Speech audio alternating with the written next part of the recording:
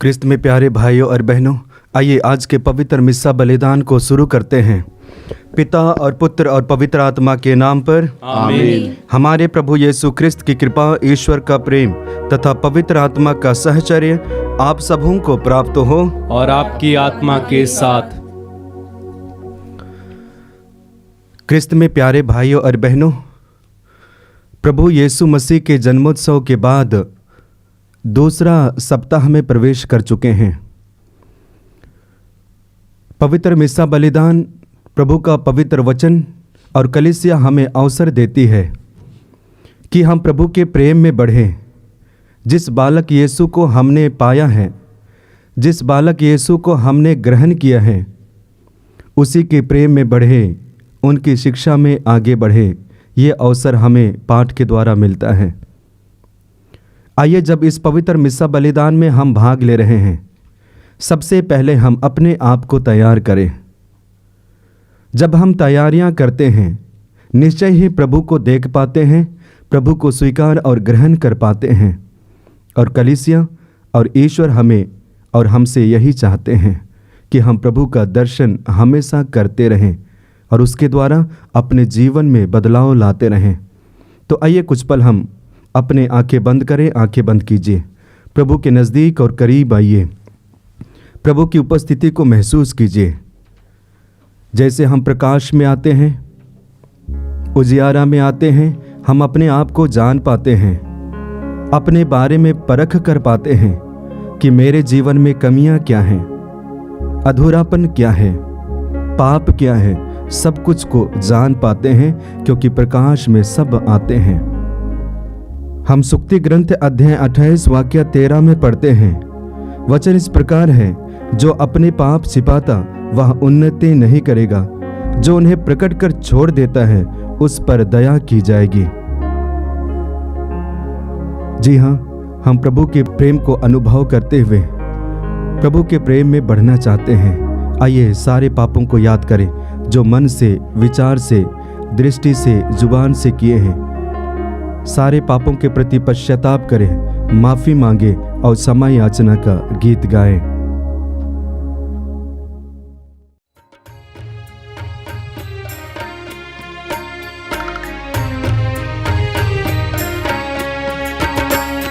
हे प्रभु मुझ पर दया कर दे, मुझ पापी को क्षमा कर दे। हे प्रभु मुझ पर दया कर दे, मुझ पापी को क्षमा कर दे। हे प्रभु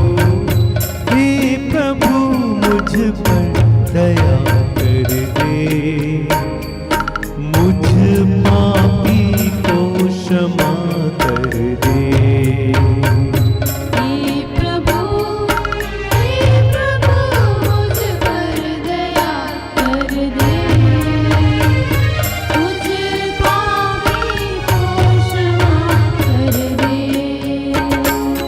हे क्रिस्त मुझे तू वर दे, पापों से मुझको बचा ले।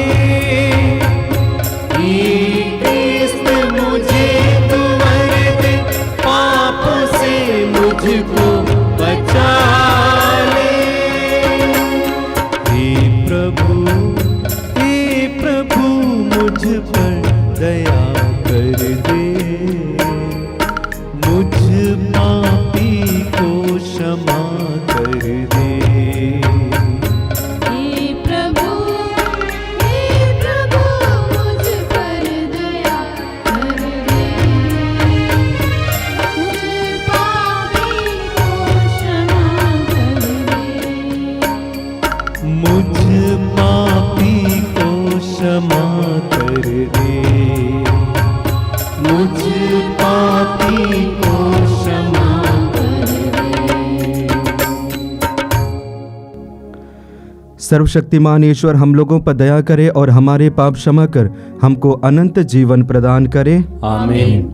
आइए हम बड़ी खुशी और उमंग के साथ महिमा का गीत गाएं।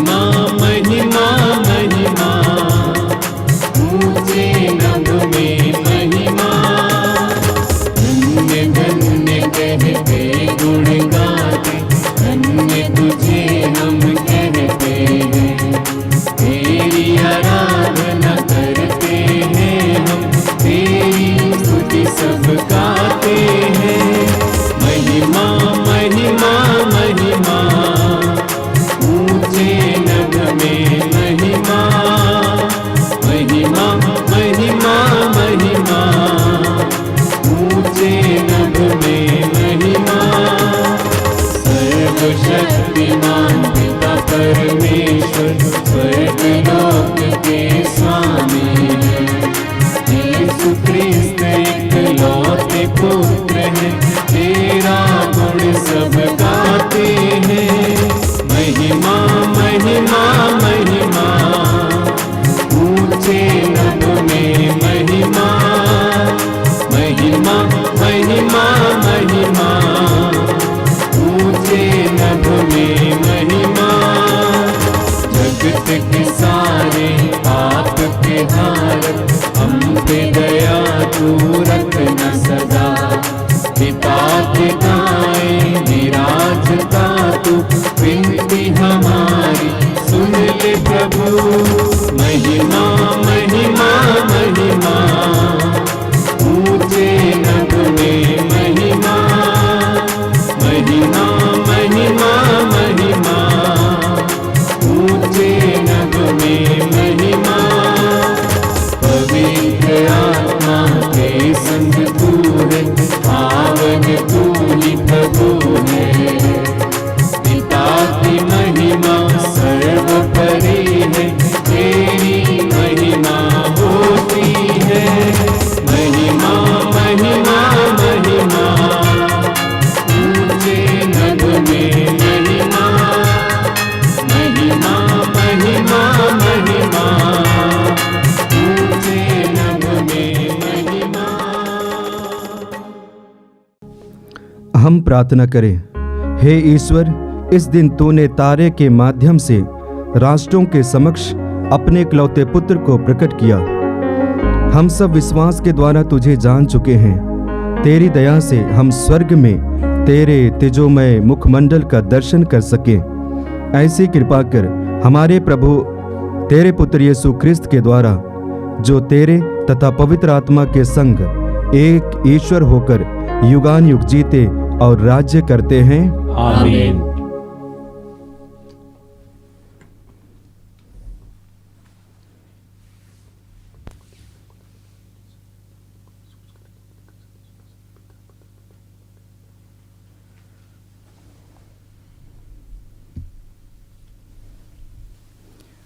पहला पाठ नबी ईसायास का ग्रंथ, अध्याय 60, पद संख्या 1 से 6 तक। प्रभु की महिमा तुझ पर उदित हो रही है। यरूशलेम, उठकर प्रकाशमान हो जा, क्योंकि तेरी ज्योति आ रही है और प्रभु ईश्वर की महिमा तुझ पर उदित हो रही है। पृथ्वी पर अंधेरा छाया हुआ है और राष्ट्रों पर घोर अंधकार, किंतु तुझ पर प्रभु उदित हो रहा है। तेरे ऊपर उसकी महिमा प्रकट हो रही है। राष्ट्र तेरी ज्योति की ओर आ रहे हैं और राजा तेरे उदयमान प्रकाश की ओर। चारों ओर दृष्टि दौड़ाकर देख, सब मिलकर तेरे पास आ रहे हैं। तेरे पुत्र दूर से चले आ रहे हैं। लोग तेरी पुत्रियों को गोद में उठाकर लाते हैं। यह देखकर तू प्रफुल्लित हो उठेगी। तेरा हृदय आनंद से उछलने लगेगा, क्योंकि समुद्र की संपत्ति और राष्ट्रों की धन दौलत तेरे पास आ जाएगी। ऊँटों के झुंड और मिद्यान तथा एफा की सारनियाँ तुझ में उमड़ पड़ेंगी। शेबा के सब लोग प्रभु की स्तुति करते हुए सोने और लोबान की भेंट ले आएंगे। यह प्रभु की वाणी है। ईश्वर को धन्यवाद।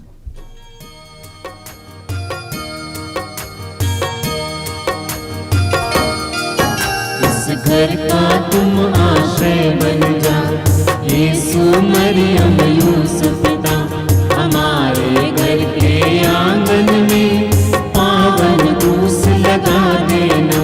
इस घर का तुम आश्रय बन जा। यीशु मरियम यूसुफ पिता, हमारे घर के आंगन में पावन क्रूस लगा देना। इस घर का तुम आश्रय बन जा। पहरा देने चारों स्वर्गदूतों को लगा देना। पहरा देने चारों स्वर्गदूतों को लगा देना। घर के कोने कोने में तुम रक्षा स्तंभ लगा देना। घर के कोने कोने में तुम रक्षा स्तंभ लगा देना। शैतान के सब फंदों से हम दुबलों को तुम बचा लेना। इस घर का तुम आश्रय बन जा। यीशु मरियम यूसुफ पिता, हमारे घर के आंगन में पावन क्रूस लगा देना। इस घर का तुम आश्रय बन जा। साथी और सहारा बन हमें संग संग चलना सिखा देना। साथी और सहारा बन हमें संग संग चलना सिखा देना। एक दूजे को साया देने एकता का तुम वर देना। एक दूजे को साया देने एकता का तुम वर देना। दुख में सुख में हर हालत में संग संग चलना सिखा देना। इस घर का तुम आश्रय बन जा। यीशु मरियम यूसुफ पिता, हमारे घर के आंगन में पावन क्रूस लगा देना। इस घर का तुम आश्रय बन जा। यीशु मरियम यूसुफ पिता, हमारे घर के आंगन में पावन क्रूस लगा देना। इस घर का तुम आश्रय बन जा।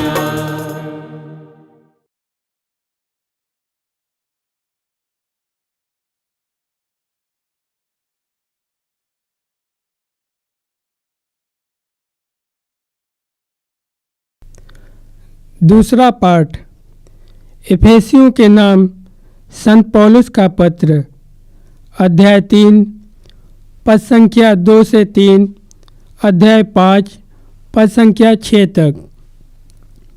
अब यह प्रकट किया गया है कि गैर यहूदी क्रिस्त विषयक प्रतिज्ञा के सहभागी हैं।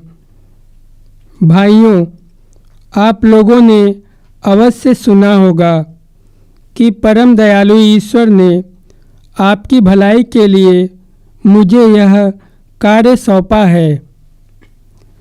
उसने मुझ पर वह रहस्य प्रकट किया है जो पिछली पीढ़ियों में मनुष्यों को नहीं बताया गया था और अब आत्मा के द्वारा उसके पवित्र प्रेरितों और नबियों पर प्रकट किया गया है।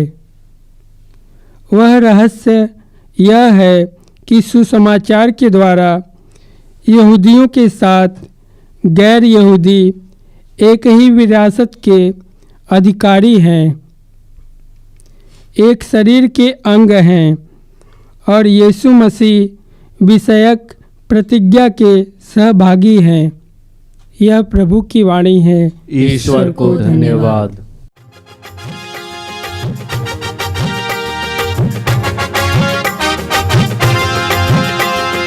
Hallelujah hallelujah hallelujah hallelujah hallelujah hallelujah hallelujah hallelujah hallelujah hallelujah hallelujah hallelujah hallelujah hallelujah जीवन दाता हालेलुया, मुक्तिदाता हालेलुया, जीवन दाता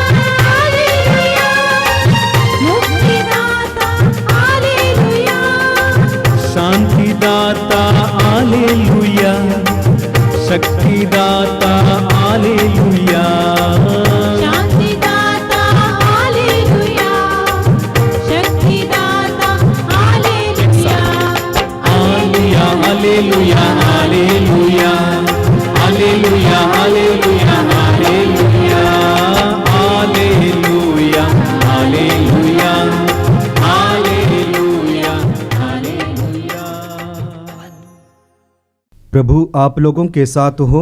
और आपके साथ। के साथ। संत मत्ती के अनुसार आज का पवित्र सुसमाचार। हे प्रभु तेरी महिमा हो। अध्याय 2 वाक्यांश 1 से 12 तक। हम राजा की आराधना करने के लिए पूरब से आए हुए हैं। यीशु का जन्म यहूदिया के बैतुलहम में राजा हेरोद के समय में हुआ था। इसके बाद ज्योतिषी पूरब से यरूशलेम आए और कहने लगे, यहूदियों के नवजात राजा कहाँ है? हमने उनका तारा उदित होते देखा है। हम उन्हें दंडवत करने आए हैं। यह सुनकर राजा हेरोद और सारा यरूशलेम घबरा गया। राजा ने सब महायाजकों और यहूदी जाति के शास्त्रियों की सभा बुलाकर उनसे पूछा, मसीह कहाँ जन्म लेंगे? उन्होंने उत्तर दिया, यहूदिया के बैतुलहम में, क्योंकि नबी ने इसके विषय में यह लिखा है, हे बैतुलहम यूदा की भूमि, तू यूदा के प्रमुख नगरों में किसी से कम नहीं है, क्योंकि तुझ में एक नेता उत्पन्न होगा जो मेरी प्रजा इस्राएल का चरवाहा बनेगा। हेरोद ने बाद में ज्योतिषियों को चुपके से बुलाया और उनसे पूछताछ कर यह पता कर लिया कि वह तारा ठीक किस समय उन्हें दिखाई दिया था। फिर उसने उन्हें बैतुलहम भेजते हुए कहा, जाइए, बालक का ठीक ठीक पता लगाइए और उसे पाने पर मुझे खबर दीजिए, जिससे मैं भी जाकर उसे दंडवत करूं। वे राजा की बात मानकर चले गए। उन्होंने जिस तारे को उदित होते देखा था वह उनके आगे आगे चल रहा था और जहां बालक था उस जगह के ऊपर पहुंचकर ठहर गया। वे तारा देखकर बहुत आनंदित हुए। घर में प्रवेश कर उन्होंने बालक को उनकी माता मरियम के साथ देखा और उसे साष्टांग प्रणाम किया। फिर अपना अपना संदूक खोलकर उन्होंने उसे सोना, लोबान और गंधरस की भेंट चढ़ाई। उन्हें स्वप्न में यह चेतावनी मिली कि वे हेरोद के पास नहीं लौटें, इसलिए वे दूसरे रास्ते से अपने देश चले गए। या प्रभु का दिव्य सुसमाचार है। हे क्रिस्त तेरी स्तुति हो। क्रिस्त में प्यारे भाइयों और बहनों, आज माता कलीसिया प्रभु प्रकाश का त्यौहार मनाती है। प्रभु प्रकाश का दूसरा नाम एफेफानी, और जिसका अर्थ है प्रकट किया जाना या प्रकाश में लाया जाना। जो छिपा हुआ है, जो अदृश्य है, उसे प्रकाश में लाया जाना। अदृश्य कौन है? अदृश्य ईश्वर है। अदृश्य परमेश्वर है, जिनको हम देख नहीं सकते हैं, जिनका हम स्पर्श नहीं कर सकते हैं, बल्कि अनुभव और एहसास कर सकते हैं। वही परमेश्वर अपने आप को प्रकट करते हैं। हालांकि जब हम वचन को पढ़ते हैं, विशेष करके पुराने व्यवस्थान को, परमेश्वर के बारे में हम अवगत होते हैं कि परमेश्वर सदियों से अपने आप को प्रकट करते आ रहे हैं। अलग अलग रूपों में, अलग अलग समय, अलग अलग व्यक्तियों को और नबियों को भी प्रकट करते आ रहे हैं। और इसके विषय में हमें बाइबल में संदेश मिलता है। विशेष करके हम पढ़ेंगे निर्गमन ग्रंथ अध्याय 13 वाक्य 21 में। वहाँ पे वचन इस प्रकार है, प्रभु दिन में उन्हें रास्ता दिखाने के लिए बादल के रूप में और रात को उन्हें प्रकाश देने के लिए अग्नि स्तंभ के रूप में आगे आगे चलता था, जिसे वे दिन और रात में यात्रा कर सके। यानी कि इजरायली जनता जब यात्रा कर रही थी, परमेश्वर अपने आप को बादल और अग्नि के रूप में प्रकट करते हैं और जनता प्रभु की उपस्थिति में रहती है, यात्रा करती है। ये एक चिन्ह है कि परमेश्वर अपने आप को बादल और अग्नि के द्वारा प्रकट करते हैं। आगे हम वचन में पढ़ेंगे, निर्गमन ग्रंथ अध्याय 13 वाक्य 22 में पुनः कहा गया है, दिन में बादल का खंभा और रात में अग्नि स्तंभ लोगों के सामने बराबर बना रहता था। यानी कि निरंतर बादल और अग्नि जनता के साथ रहा करता था। तो इस तरह से हम देखते हैं कि परमेश्वर कैसे अपने आप को प्रकट करते हैं, वस्तुओं के द्वारा, चीज़ों के द्वारा। आगे हम पढ़ेंगे निर्गमन ग्रंथ अध्याय 3 वाक्य 14 में पढ़ते हैं, परमेश्वर मूसा से वार्तालाप करते हुए अपने आप को प्रकट करते हैं और कहते हैं कि मैं सत्य हूँ। मैं तुमसे फिर कहता हूँ, जाइए अपने इस्राएली भाइयों से कहिए कि जिसने मुझे भेजा है वह सत्य है। परमेश्वर अपने आप को सत्य कहते हैं, सत्य के रूप में प्रकट करते हैं। आगे हम वचन में पढ़ेंगे, पुनः प्रभु के बारे में बताया गया है। वचन इस प्रकार है, गन्ना ग्रंथ अध्याय 12 वाक्य 6 में प्रभु कहते हैं, मेरी बात ध्यान से सुनो, मैं तुम्हारे नबियों को दिव्य दर्शनों में दिखाई देता हूँ और स्वप्नों में उनसे बातें करता हूँ। प्रभु कहते हैं कि मेरी बात ध्यान से सुनो, मैं तुम्हारे नबियों को दिव्य दृश्यों में दिखाई देता हूँ और स्वप्नों में उनसे बातें करता हूँ। तो इस तरह से हम वचन के द्वारा हमारे लिए संदेश मिलता है कि परमेश्वर शुरू से आदि काल से अपने आप को प्रकट करते हैं, कभी बादल के रूप में, कभी अग्नि के रूप में, कभी अपने आप को सत्य बोलते हैं, पवित्र बोलते हैं, और कभी दर्शनों के माध्यम से और कभी स्वप्न के द्वारा प्रकट करते हैं।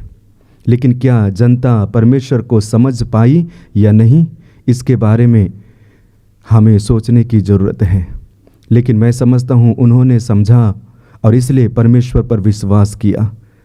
ख्रिस्त में प्यारे भाइयों और बहनों, जब हम प्रभु प्रकाश का त्यौहार मनाते हैं तो हम प्रभु के बारे में जानते हैं, क्योंकि प्रभु अपने आप को अंतिम में पुत्र के द्वारा प्रकट करते हैं।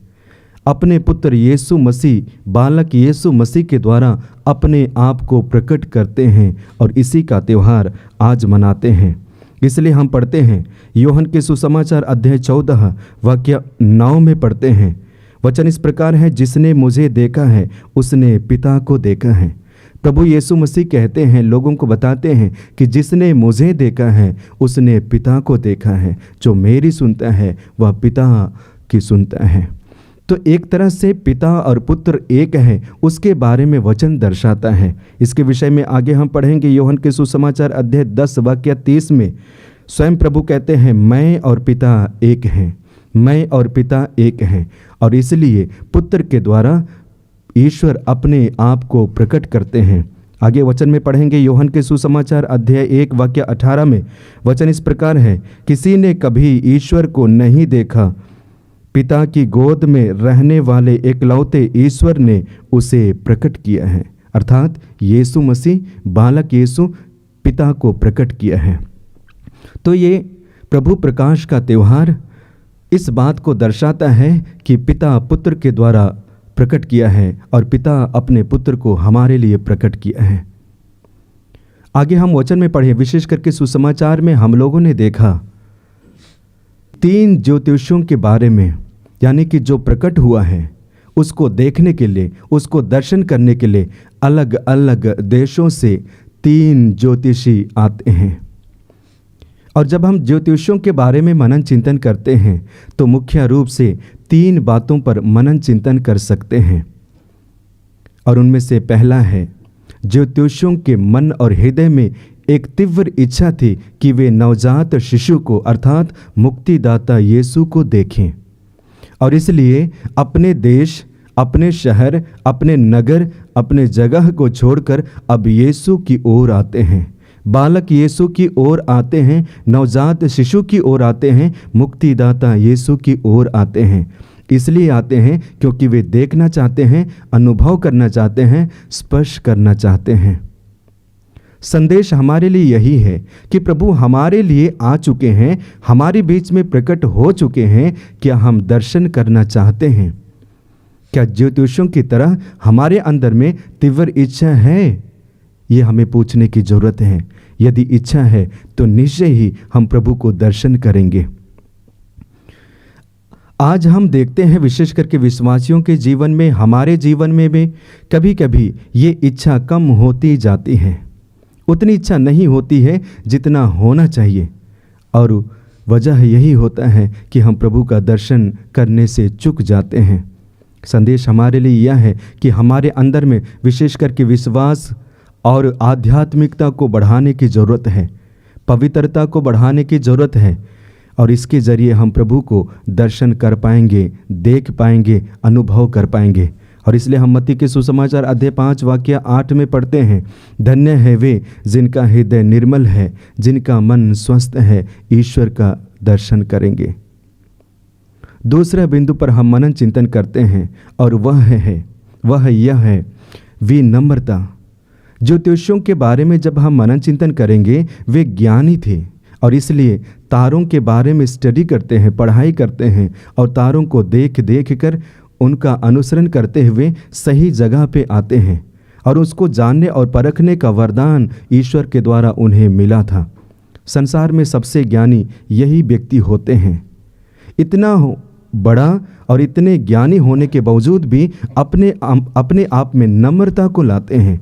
और इसलिए जब हम वचन को पढ़ते हैं, उनके विषय में पढ़ते हैं, जब यात्रा करते हैं, राह खो जाते हैं, तो आपस में बातें करते हैं। यहाँ तक कि लोगों को पूछते हैं कि नवजात शिशु का जन्म कहाँ हुआ है, हमें बताइए। ये क्या दर्शाता है? एक तरह से नम्रता को दर्शाता है। किसी भी कैटेगरी के लोगों के साथ झुकने के लिए तैयार हैं, इसलिए क्योंकि वे देखना चाहते हैं, प्रभु यीशु से मिलना चाहते हैं। इतना ही नहीं, जब राजा हेरोद के पास में आते हैं, राजा हेरोद से भी पूछते हैं कि नवजात यीशु का जन्म कहाँ हुआ है, हमें बताइए, ताकि हम उनका दर्शन और अपना उपहार प्रकट कर सकें। एक तरह से उनके जीवन में जो नम्रता है उसे प्रकट करते हैं। तो क्रिस्त में प्यारे भाइयों और बहनों, जब हम प्रभु प्रकाश का त्यौहार मनाते हैं और विशेष करके इन 3 ज्योतिषियों के बारे में मनन चिंतन करते हैं, तो आइए हम उनके एक गुण जो विनम्रता है उसे धारण करने की कष्ट और कृपा करें। जब हम करेंगे तो निश्चय ही हम उनके जगह को ले पाएंगे या उनके जगह में हम खड़े हो पाएंगे और अंत में यीशु का दर्शन कर पाएंगे। तीसरा बिंदु पर हम मनन चिंतन करेंगे और वह यह है समर्पित करना या समर्पण। ज्योतिषियों को देखिए, वे जब अपने अपने शहर से आते हैं, दूर देश से आते हैं, खाली हाथ आते नहीं हैं, बल्कि उनके मन में यीशु के बारे में इच्छा जगी थी कि हम यीशु का दर्शन करेंगे या देखेंगे, अनुभव करेंगे। खाली हाथ आते नहीं हैं, बल्कि अपने साथ मूल्यवान चीज़ों को, कीमती चीज़ों को, प्रिय चीज़ों को लेके आते हैं और उस बालक यीशु नवजात शिशु को चढ़ाते हैं। कोई सोना, कोई लोवान और कोई गंधरस देते हैं। लेकिन हमें याद करने की बात यह है, जब उपहार प्रकट करने से पहले, देने से पहले, सबसे पहले वे नवजात शिशु को दंडवत करते हैं, झुककर दंडवत और नमन करते हैं। ये दर्शाता है कि उन्होंने सिर्फ प्रभु यीशु मसीह को देखा ही नहीं, दर्शन ही नहीं किया, बल्कि अपने जीवन में निर्णय लेते हैं कि हमारा संपूर्ण जीवन प्रभु के लिए समर्पित है। हमारा संपूर्ण जीवन प्रभु के लिए समर्पित है। तो ये हमारे लिए संदेश है, जिस परमेश्वर पर हम विश्वास करते हैं, जिस प्रभु यीशु मसीह का जन्मोत्सव मनाए हैं, आइए हम उस प्रभु यीशु मसीह के लिए हमारा संपूर्ण जीवन को समर्पित करें। जब हम समर्पित करेंगे तो प्रभु हमारे जीवन में राज्य करेंगे और उनका राज्य शांति का राज्य होगा, न्याय का राज्य होगा, धार्मिकता और पवित्रता का राज्य होगा, न्याय का राज्य होगा। आइए इसके लिए हम विशेष रूप से प्रार्थना करते हैं इस त्यौहार पर, प्रभु प्रकाश का त्यौहार पर। इसके लिए माता मरियम, यूसुफ, कलीसिया और ईश्वर हमारे साथ रहे, हमें सहयोग दें। आइए हम अपने विश्वास को प्रकट करते हुए प्रेरितों का धर्मसार एक साथ बोले। मैं सर्वशक्तिमान पिता, स्वर्ग और पृथ्वी, सब दृश्य और अदृश्य वस्तुओं के सृष्टिकर्ता, एक ही ईश्वर में विश्वास करता हूँ। मैं ईश्वर के इकलौते पुत्र, एक ही प्रभु यीशु ख्रिस्त में विश्वास करता हूँ, जो सभी युगों के पहले पिता से उत्पन्न है। वह ईश्वर से उत्पन्न ईश्वर, प्रकाश से उत्पन्न प्रकाश, सच्चे ईश्वर से उत्पन्न सच्चा ईश्वर है। वह बनाया हुआ नहीं बल्कि उत्पन्न हुआ है। वह पिता के साथ एक तत्व है, उसी के द्वारा सब कुछ सृष्टि हुआ। वह हम मनुष्यों के लिए और हमारी मुक्ति के लिए स्वर्ग से उतरा और पवित्र आत्मा के द्वारा कुंवारी मरियम से देह धारण कर मनुष्य बना। उसने पोंतुस पिलातुस के समय दुख भोगा, वह हमारे लिए क्रूस पर ठोका गया, वह मर गया और दफनाया गया, और धर्म ग्रंथ के अनुसार तीसरे दिन फिर से जी उठा। वह स्वर्ग में आरोहित हुआ और पिता के दाहिने विराजमान है।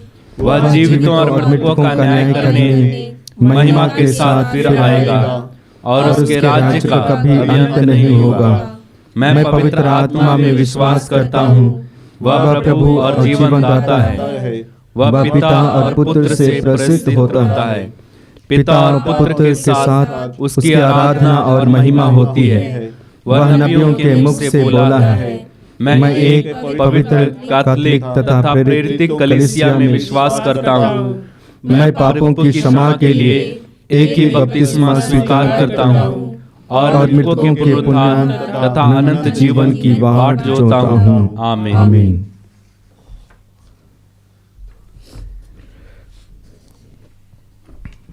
प्रिय भाइयों और बहनों, हमारे मुक्तिदाता ईश्वर की भलाई और दयालुता प्रकट हुई है।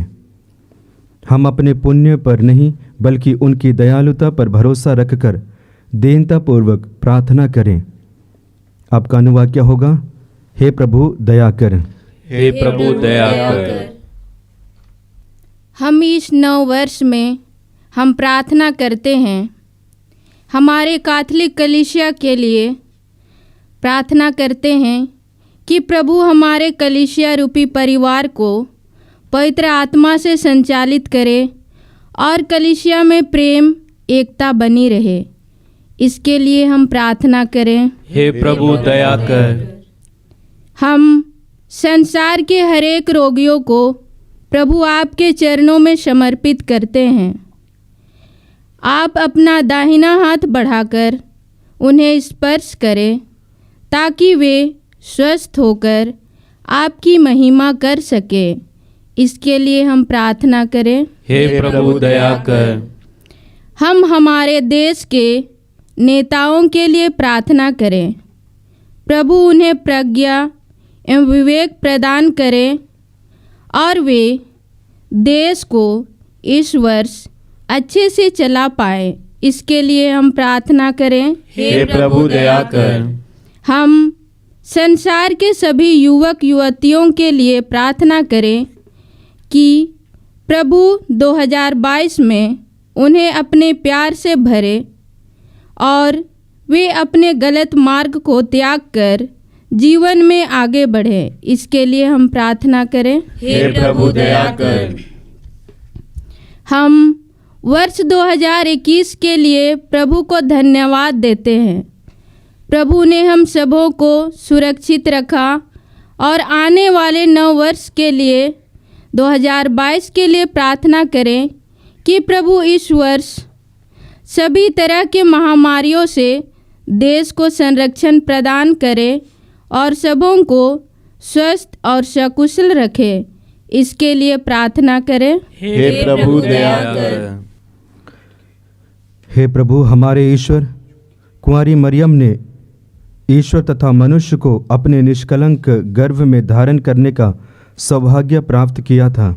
उनकी मध्यस्थता द्वारा तेरे भक्तों की प्रार्थनाएं तेरे सम्मुख पहुँचे। हम यह प्रार्थना करते हैं उन्हीं हमारे प्रभु ख्रिस्त के द्वारा। आमीन।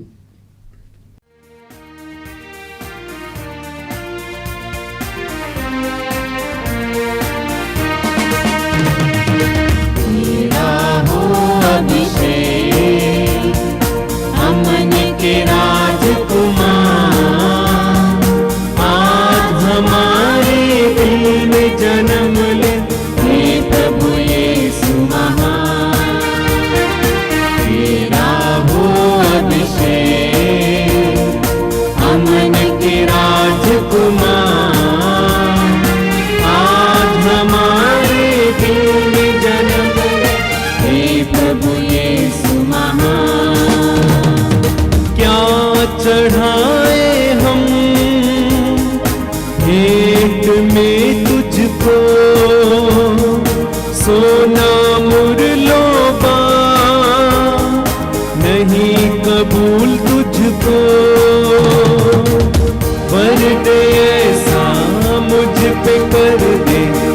कर दे ऐसा, मुझ पे कर दे जीवन अपना,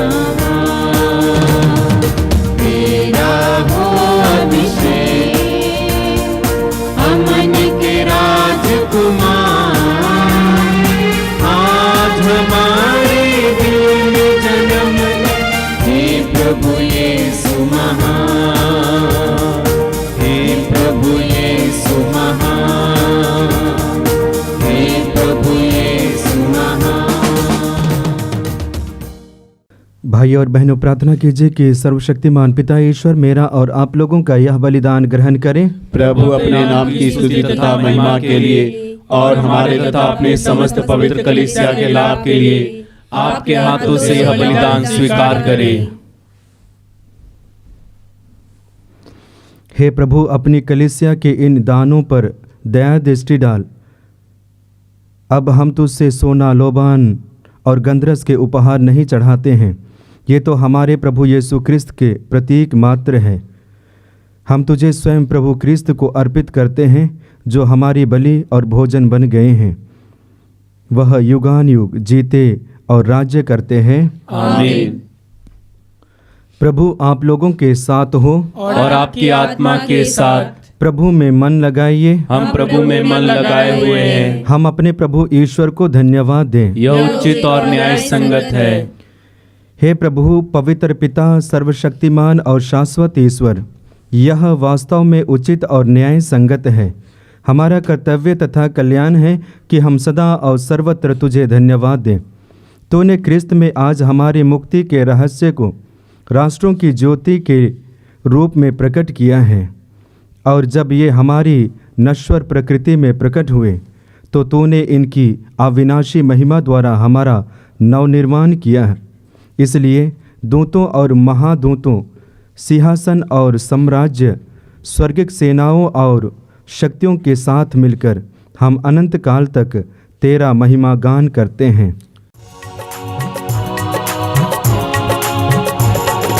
पावन अति पावन प्रभु ईश्वर अखिलेश्वर,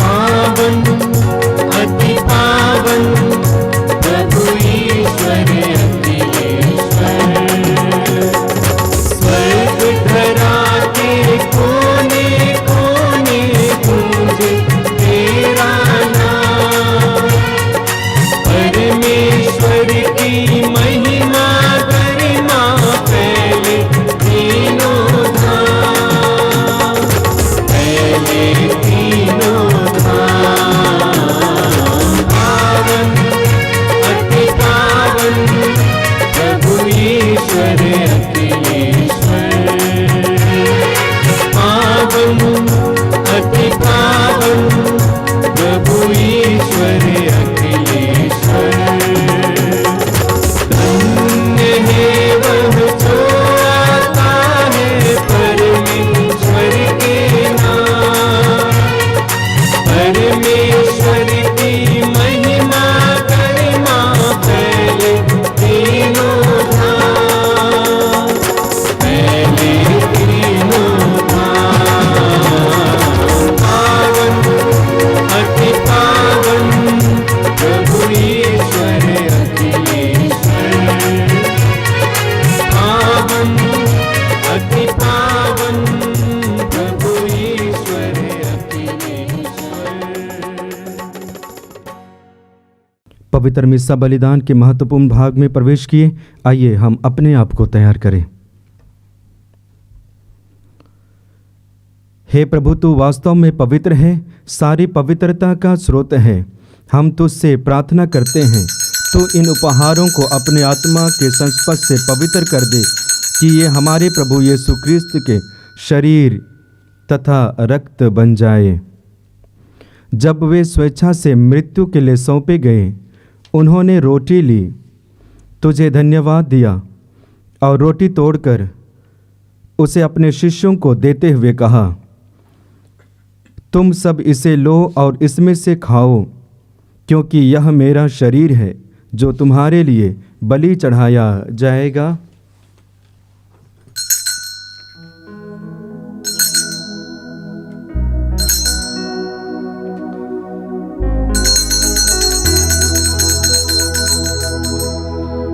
इसी भांति भोजन के बाद उन्होंने कटोरा लिया, तुझे धन्यवाद दिया और उसे अपने शिष्यों को देते हुए कहा, तुम सब इसे लो और इसमें से पियो, क्योंकि यह मेरे रक्त का कटोरा है, नवीन और अनंत व्यवस्थान का रक्त, जो तुम्हारे और बहुतों के पापों की क्षमा के लिए बहाया जाएगा। तुम मेरी स्मृति में यह किया करो।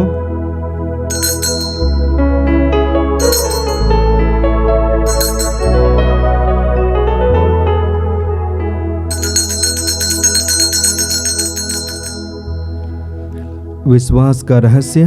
हे प्रभु, हम तेरी मृत्यु तथा पुनरुत्थान की घोषणा तेरे पुनरागमन तक करते रहेंगे। इसलिए हे प्रभु, हम ख्रिस्त की मृत्यु और पुनरुत्थान की स्मृति में तुझे जीवन की रोटी और मुक्ति का कटोरा चढ़ाते हैं। हम तुझे धन्यवाद देते हैं कि तूने हमें अपने सम्मुख उपस्थित होने और अपनी सेवा करने का सौभाग्य प्रदान किया है। हमारा नम्र निवेदन है कि हम सब ख्रिस्त का शरीर और रक्त ग्रहण करके पवित्र आत्मा के द्वारा एकता के सूत्र में बंधे रहें। हे प्रभु, हमारे संत पिता फ्रांसिस, हमारे धर्माध्यक्ष यूजिन जोसेफ और सभी याजकों के साथ विश्व भर में फैली अपनी कलीसिया की सुधि ले तथा इसे प्रेम में सिद्ध बना दे।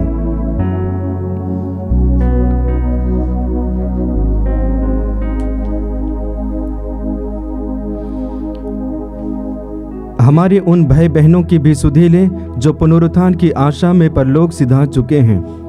उन्हें और सभी मृतकों को अपने दर्शन का सौभाग्य प्रदान कर हम सब पर दया दृष्टि डाल कि हम भी अनंत जीवन के सहभागी बने और ईश्वर की माता धन्य कुंवारी मरियम, उनके वर धन्य योसेफ, धन्य प्रेरितों तथा सब संतों के साथ जो युग युग में तेरे प्रति विश्वस्त बने रहे, तेरी स्तुति और महिमा कर सके, तेरे पुत्र यीशु ख्रिस्त के द्वारा।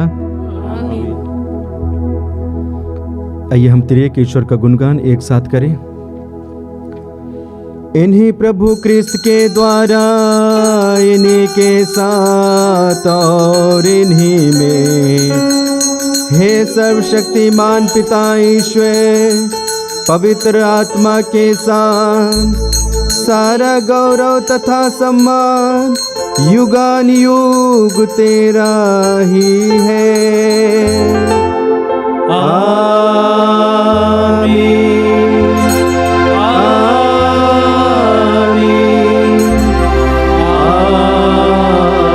आमीन।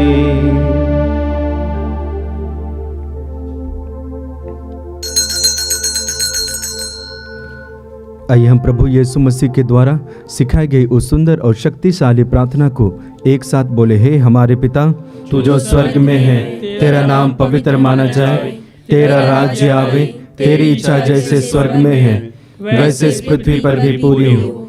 हमारा प्रतिदिन का आहार आज हमें दे और हमारे अपराध हमें क्षमा कर, जैसे हम भी अपने अपराधियों को क्षमा करते हैं, और हमें परीक्षा में न डाल परंतु बुराई से बचा।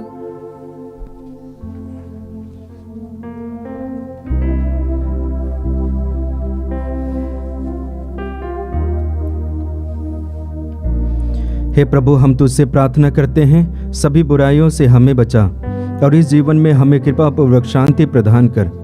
हम तेरी दया से सदा पाप से दूर और हर विपत्ति से सुरक्षित रहें और उस दिन की प्रतीक्षा करते रहें जब हमारे मुक्तिदाता यीशु ख्रिस्त फिर आकर हमारी धन्य आशा पूरी करेंगे। क्योंकि तेरा राज्य, तेरा सामर्थ्य और तेरी महिमा अनंत काल तक बनी रहती है। हे प्रभु यीशु ख्रिस्त, तूने अपने प्रेरितों से कहा है, मैं तुम्हारे लिए शांति छोड़ जाता हूँ, अपनी शांति तुम्हें प्रदान करता हूँ। तो हमारे पापों पर नहीं, अपनी कलीसिया के विश्वास पर दृष्टि डाल और कृपा पूर्वक उसे शांति तथा एकता प्रदान कर, तू जो युगानुयुग जीता रहता और राज्य करता है। आमीन। प्रभु की शांति सदा आप लोगों के साथ रहे और आपकी आत्मा के साथ। परस्पर शांति अभिवादन कीजिए। हे ईश्वर के मेमने, तू संसार के पाप हर लेता है, हम पर दया कर। हे ईश्वर के मेमने, तू संसार के पाप हर लेता है, हम पर दया कर। हे ईश्वर के मेमने, तू संसार के पाप हर लेता है, हमें शांति प्रदान कर। देखिए ईश्वर का मेमना जो संसार के पाप हर लेता है। धन्य है वे जो प्रभु के इस भोज में बुलाए जाते हैं। हे प्रभु, मैं इस योग्य नहीं हूँ कि आप मेरे यहाँ आवे, किंतु एक शब्द कह दीजिए और मेरी आत्मा चंगी हो जाएगी।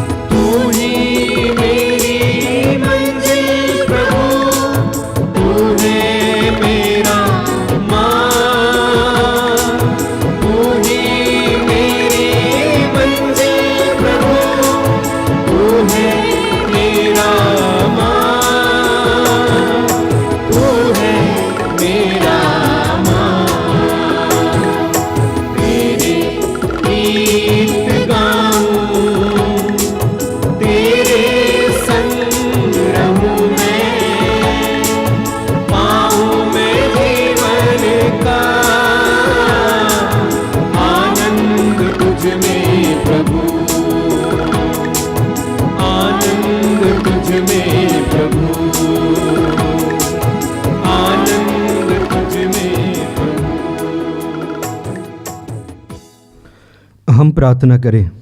हे प्रभु, तेरा स्वर्गिक प्रकाश सदा और सर्वत्र हमारे आगे आगे चमकता रहे, ताकि हम पवित्र यूक्रिस्त का रहस्य गहराई से समझ पाएं और उसे श्रद्धा एवं सच्चे प्रेम से ग्रहण करें। हमारे प्रभु क्रिस्त के द्वारा आमीन। प्रभु आप लोगों के साथ हो और आपकी आत्मा के साथ। सर्वशक्तिमान ईश्वर पिता और पुत्र और पवित्र आत्मा आप सबों को आशीर्वाद प्रदान करें। आमीन। आप लोग भी डाले क्रिस्त की ज्योति जलाए। ईश्वर को धन्यवाद।